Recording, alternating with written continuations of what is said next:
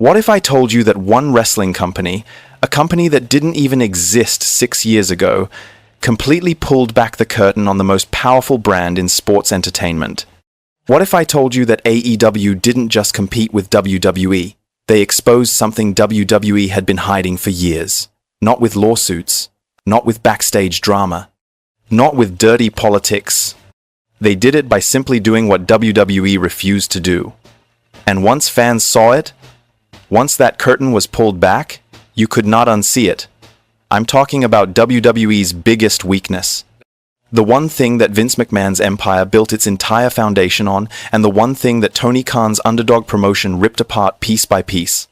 Stay with me, because by the end of this video, whether you're a WWE fan, an AEW fan, or both, you're going to see professional wrestling differently. Let's get into it. Alright, so before we go in, let's set the stage real quick. It's January 2019.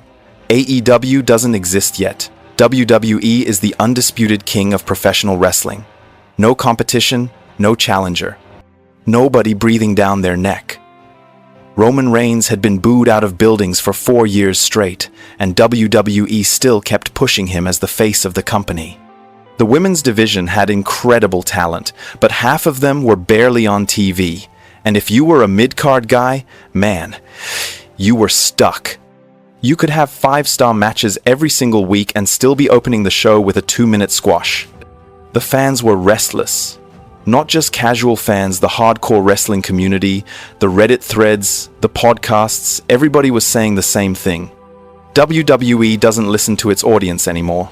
And then May 2019, Cody Rhodes, Kenny Omega, the Young Bucks, and a guy named Tony Khan announce All Elite Wrestling. And the wrestling world? It changed forever. Now here's what's interesting. AEW didn't have the billion-dollar TV deals at first. They didn't have 30 years of history. They didn't have the global infrastructure. By every metric on paper, WWE should have crushed them immediately. But they didn't. And that is exactly where WWE's biggest weakness came into focus. So what is WWE's biggest weakness? Let me give it to you straight. WWE forgot how to make new stars. That's the weakness. Sounds simple, right? But dig into it, and it goes deep. For years, WWE operated on what I call the promised land model.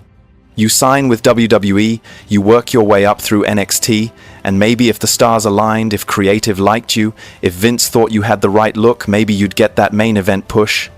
But the pipeline was clogged. Guys like Cesaro, one of the most talented wrestlers on the planet, spent years being used as enhancement talent for other people's storylines. Sasha Banks, arguably the greatest women's wrestler of her generation, was cycling in and out of title matches with no real long-term story investment. And the audience felt it. You could feel the exhaustion in the crowd, that hollow pop when the same guy's music hit for the 400th time. Now here's where AEW comes in. Tony Khan didn't just sign big names, although he did that too. He did something more dangerous. He elevated people that WWE had either buried, ignored, or released. Jon Moxley, who WWE used as a walking prop for Roman Reigns and Brock Lesnar feuds, went to AEW and became one of the most credible world champions in the industry. CM Punk, who fans had been begging WWE to bring back for almost a decade, showed up on AEW Rampage in 2021, and the arena in Chicago literally shook. That pop? That was years of pent-up frustration from WWE fans who felt unheard, finally being answered. AEW held up a mirror to WWE's face and said, "Look what you're throwing away." AEW gave its performers something WWE had been notoriously stingy about: the ability to be themselves on the microphone. In WWE, promos went through layers of approval. Writers, producers, Vince himself. By the time a promo got to the talent, sometimes it was so overscripted it didn't even sound like the person delivering it. AEW, MJF, Chris Jericho, Jon Moxley, these guys were cutting promos that felt real, that felt dangerous. You didn't know exactly what was coming, and that's what made it compelling. And once fans got a taste of that authenticity, The scripted WWE promos felt even more hollow by comparison. One of the biggest criticisms of modern WWE, even from their own fans, is that the mid-card is a dead zone. Winning the Intercontinental or United States Championship is supposed to be a stepping stone. In reality, it had become a holding pattern. AEW built their mid-card differently. The TNT Championship was defended on television every single week. Cody Rhodes literally had an open challenge. Anyone could come for his title. And you know what? It worked. It made the championship feel important. It made mid-card matches feel like events. WWE noticed. And slowly, you started seeing changes. More title defenses on TV. More open challenges. Coincidence? I'll let you decide. Look, I want to be fair here. WWE had made massive strides with their women's division. The 4 Horsewomen, the first women's main event at WrestleMania, the Evolution pay-per-view, real progress. But AEW showed a different model entirely. Nyla Rose, Dr. Britt Baker, Jade Cargill, these weren't just filling time between male matches. These women had storylines, character arcs, promos that made you care about the outcome. Jade Cargill's undefeated streak was one of the most exciting ongoing stories in wrestling across any company. And when WWE eventually signed her, that tells you everything about which direction the tide was flowing. Here's something that blew my mind. Darby Allin, this tattooed daredevil who looks like he belongs in a Tim Burton movie, became one of AEW's most over talents within 1 year of the company launching. 1 year. No decade-long developmental, no repackaging, no watered-down character, just Darby Allin, being exactly who he is, connecting with an audience that was hungry for something different. Jungle Boy, now known as Jack Perry, was wrestling in front of 15,000 people and getting legit crowd reactions before he was 25 years old. WWE's model of slow, methodical development had created a ceiling that fans could see. AEW blew that ceiling off. This one might be the most important. For years, the conventional wisdom was, you cannot compete with WWE in terms of TV ratings. It's just not possible. They're too big, too established. Then AEW Dynamite premiered on TNT in October 2019 and pulled over 1 million viewers consistently. In the coveted 18 to 49 demographic, they were competing head-to-head. That shattered a myth that WWE had been using as a business card for 20 years. The myth that said, there is no alternative. There is only us. AEW made alternatives not just possible, they made them profitable. Now here's where this story gets really interesting. Because WWE didn't just sit there and take it.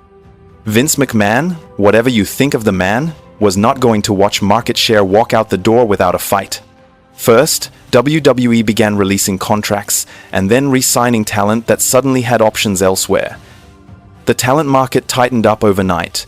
Guys who previously had no leverage, now they had AEW on speed dial. And WWE knew it.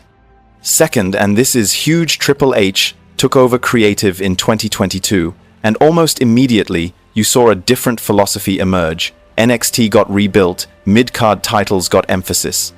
Performers were given more microphone freedom. The product started listening to its audience again. Cody Rhodes, who left WWE to co-found AEW, came back to WWE and was handed the biggest WrestleMania moment of 2023 and 2024. The prodigal son storyline worked because the audience had missed feeling emotionally invested in a WWE story that way. Would any of that have happened without AEW? I genuinely don't think so. The competition forced WWE to evolve, and that's actually good for wrestling fans everywhere, regardless of which brand you rep. Here's what I think the real lesson is, and it goes beyond wrestling. When there's no competition, complacency sets in. Doesn't matter if you're talking about wrestling companies, tech giants, or fast food chains. When you're the only option, you stop trying as hard. You stop listening. WWE spent the better part of 20 years as the only real game in town. And unconsciously, or maybe very consciously, they started programming for themselves, for their stock price, for their TV deals. Not for the fans in the seats. AEW reminded WWE and the entire wrestling industry that the fans are the product. Without them buying tickets, watching streams, and wearing the merch, none of this works. And the fans responded to AEW not because AEW was perfect, they weren't. The booking has been inconsistent. The production has had growing pains. There are real criticisms you can level at Tony Khan's company. But AEW gave fans options. And options create accountability. That's not a wrestling lesson, that's a life lesson. AEW didn't beat WWE, and honestly, I don't think that was ever the goal. What they did do was expose the one weakness that Vince McMahon's empire couldn't hide anymore. They had stopped building stars, and the audience had noticed. AEW came along, held up that mirror, and said your fans deserve better. And you know what? Wrestling is better for it. Across the board. Both companies are putting out a stronger product because they have to earn your viewership every single week. Now I want to hear from you. Do you think WWE would have changed without AEW lighting a fire under them? Or do you think WWE was already heading in that direction? Drop your thoughts in the comments, I read every single one. If you're new here, welcome to Wrestle 360. We talk wrestling the way real fans talk wrestling. No corporate spin, no hot takes for the algorithm, just honest analysis. Hit that subscribe button and ring the bell so you don't miss our next video. I'll see you in the next one. Peace.